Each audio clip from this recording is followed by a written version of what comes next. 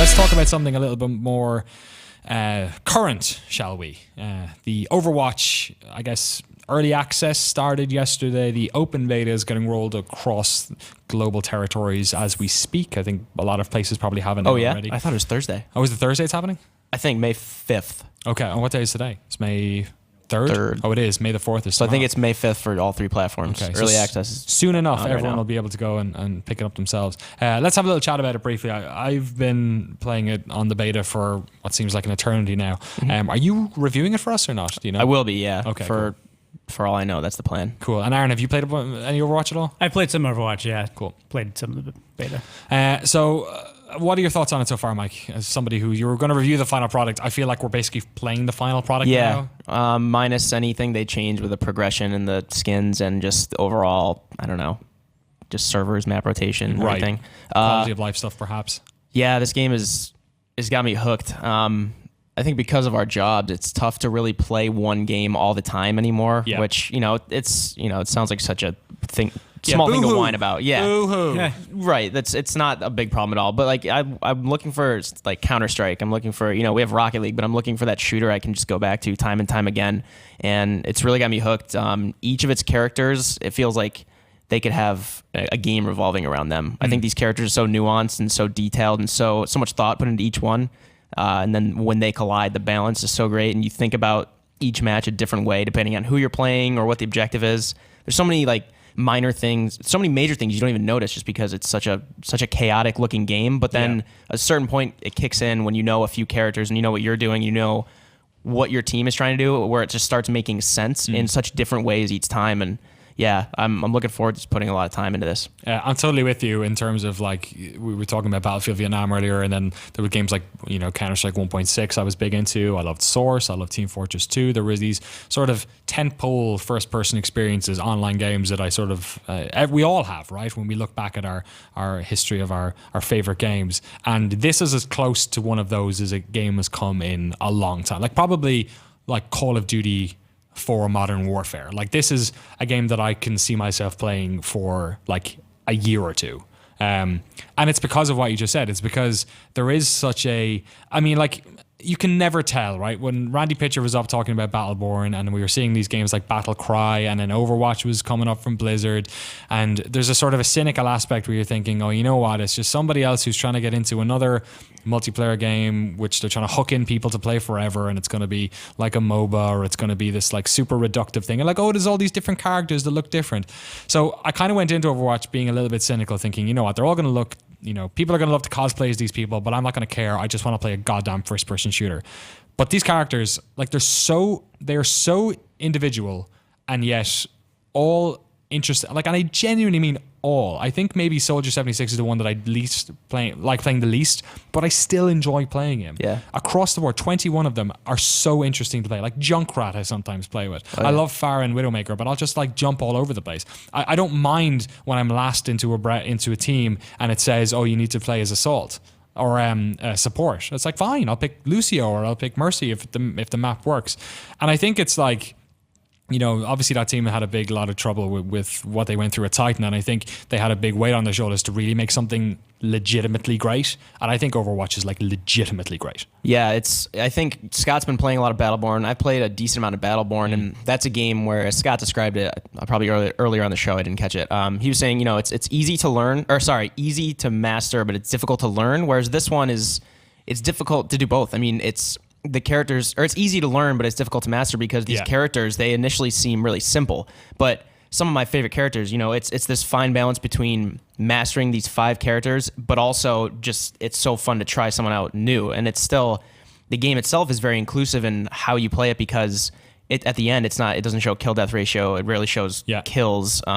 It'll say like, if you were a support, it'll say you healed this much team damage, and then everybody votes on like what was the most useful. And I think that's a really cool way of showing how this game works, and that you don't just have to be Widowmaker sniping people in the face to help. You can be Zarya, my favorite character, and shielding people, shielding yourself, using your ultimate to create these choke points where everybody just starts, like Junkrat starts lobbing grenades in, while Mercy revives your last teammate. It's just like refined chaos, and it's so cool in how it unfolds differently each time in what initially seems like a simple game. Yeah. I think the way that they're tracking your score and what information they choose to display or not display to you, it came up in your interview, was a really good design decision. I can't tell you how many games encourage bad player behavior because they're so obsessed with their KD or they're so obsessed with their point total. And it actually will get players to be selfish and not play the objective. And them choosing what to show and not to show based on making players more emotionally connected to just focus on the objective. Like, don't worry about it. Don't worry about your KD. Don't worry about these other things. Like, those are very forward-thinking design decisions that I think encourage good player behavior. Totally. And they even did things like not including team deathmatch is also a part of that, where it's like they could easily put team deathmatch in here. You probably wouldn't play as a support character, but they literally do not want any situation in which you get back into like bad habits. I think team deathmatch is the death of objective-based gameplay. Right. Because what usually happens, and has happened in a lot of shooters, is you have an extensive unlock tree, and you have some great modes, and then you have deathmatch, and people realize that deathmatch is the quickest way to get through the unlock tree. And by the time they're done with it, they're like, whatever, I'm just keep playing deathmatch. Yeah. And you kill the objective modes.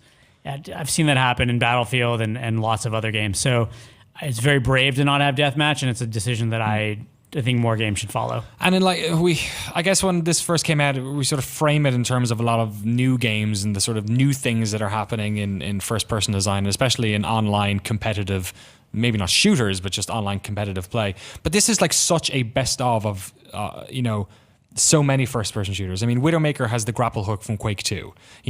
Junkrat is basically a Team Fortress grenade spammer. Lucio runs on walls like so many games. You've got Tracer, who's basically, Corvo from Dishonored, right? Yeah. Diva is Titanfall. Like, all of these characters, even like Widowmaker's sniper rifle feels like it's a headshot home. It's like Counter-Strike. It's like you can hit people in the body, and then at a certain point you're playing against people who really know how to play Widowmaker, and it's like, oh no, I need to go for headshots. Yeah, there's people that will grapple hook and then mid grapple just start sniping you. In the air will like snipe you, including that little like cooldown thing that happens with it. I will say you do have to like a style of gameplay that revolves around choke points a lot. Yes. Because it's one very specific thing about this game. Whereas in Battleborn, the maps are very open, and strategically, if you're not successful pushing one side of the map, you can shift to the middle lane or the left lane.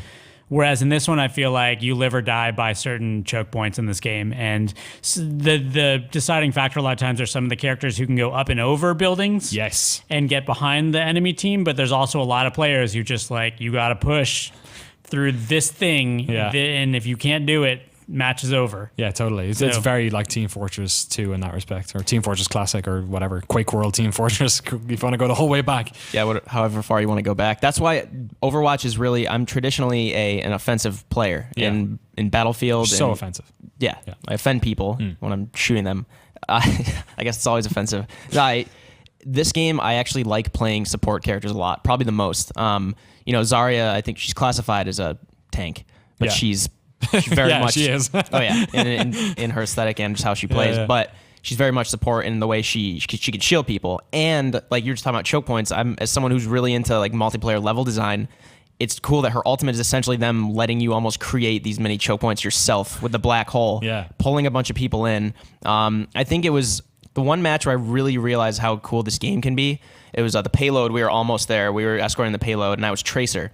And I was just playing her like a dual-wielding first-person shooter game. And then I realized, like, oh, no, I should be a pest right now. I should just go back to where they're spawning almost.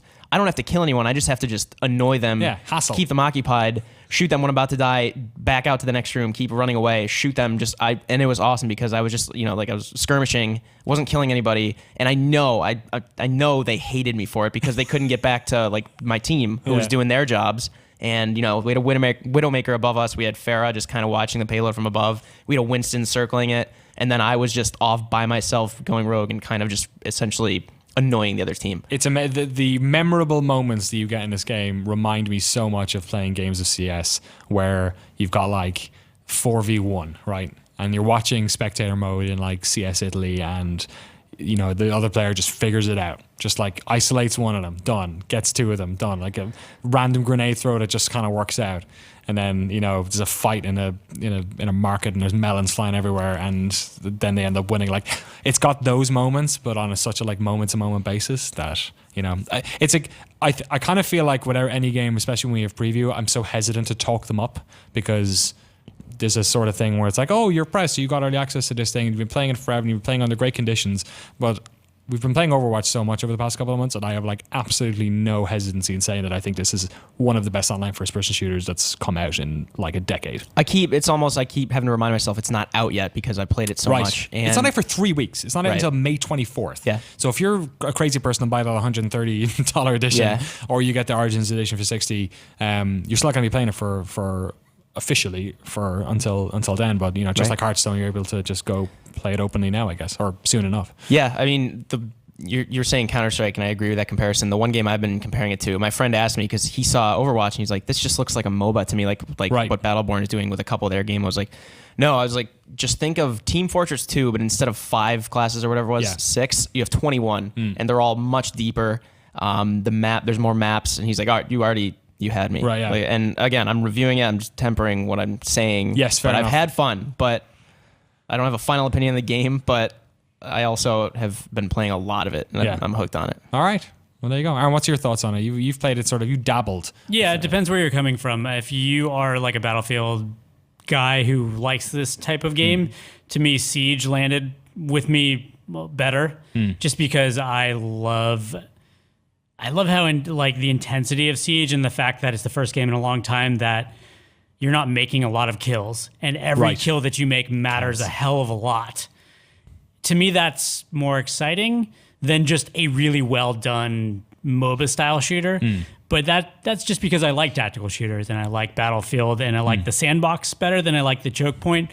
Like, it's funny. Did you play Brink? Oh, not much at all. Because I feel like Brink tried a lot of this stuff, and for some Yes. reason it didn't land with people. And it seems like Overwatch is trying very similar things and connecting with people. Yeah. So, Like you're right. Yeah, the player movement stuff was very much in the early days for first-person shooters back then as well. So I think that I know a lot of people love this game in the office. Choke points are not for me. I like open layouts where I can make decisions that aren't just go through that Right. or die. And that's what I like about Siege, and that's what I like about Battlefield. And I've got a lot of games to look forward to this year too. Like, I mean, like Titan. I don't know when Titanfall 2 is going to happen. We're going to find out at E3. Doom 3 is a couple of weeks away as well. Yeah, but I respect other people's enthusiasm for this game right now, and I did enjoy what I played. Yeah. I'm going to play more Siege though. Interesting week for first-person shooters. Interesting month, and yeah, maybe hopefully an interesting year as we get to the end with Call of Duty. Let us know what you think. Are you going to pick up Overwatch yourself? Are you going to jump into the open beta? Interested to hear from people who are playing it this week for the first time. Actually, let us know what you think in the comments below.